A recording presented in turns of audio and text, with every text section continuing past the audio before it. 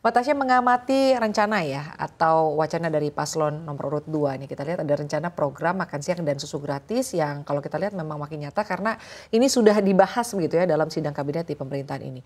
Artinya ini akan menambah risiko beban fiskal karena memang defisit APBN 2025 akan naik. Nah, bagaimana sebetulnya pasar merespon mengenai diskusi ini dan juga data yang kemungkinan akan defisit APBN di tahun 2025?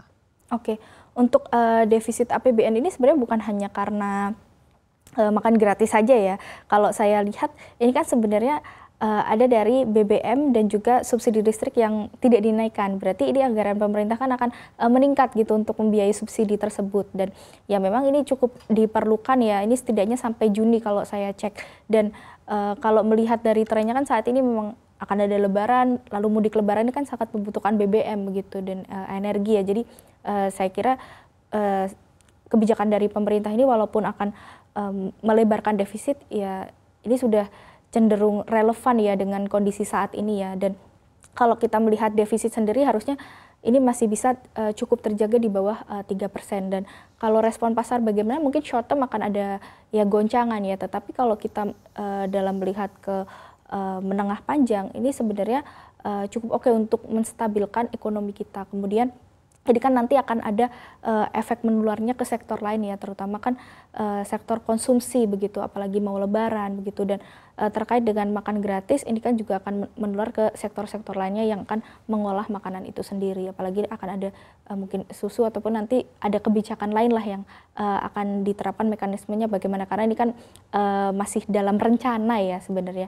Tapi saya sempat baca-baca itu mungkin harga untuk makan satu orang itu sekitar 15 ribuan begitu. Nah, untuk konsumsi sendiri ya mungkin ini juga saya lihat dari segi sahamnya sendiri sudah mulai ada inilah bottoming out kalau saya bilang itu dari yang tadinya downtrend ini sudah mulai ada tanda-tanda aktif begitu ya. Jadi saya kira masih menarik lah untuk dilirik.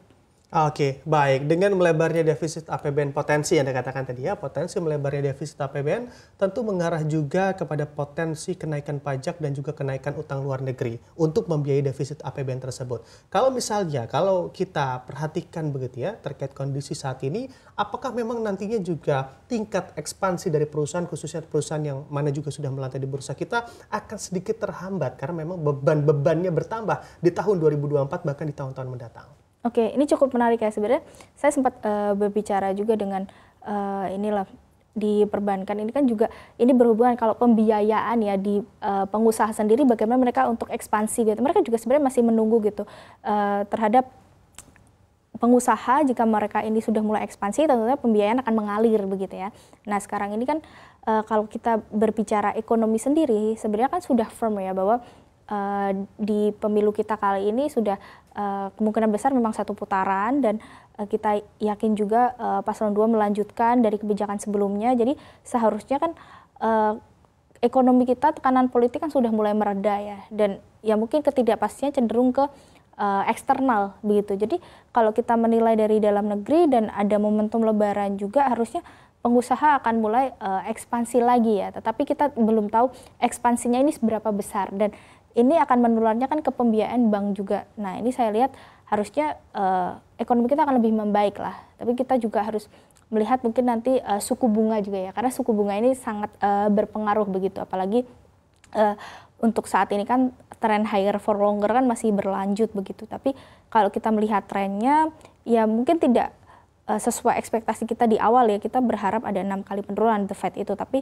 mungkin kalau berlangsung di second half atau mungkin bisa September ya mungkin 2 atau 3 kali penurunan ya ini tentu akan bagus lah bagi pasar. Jadi kita mengharapkan masa-masa itu.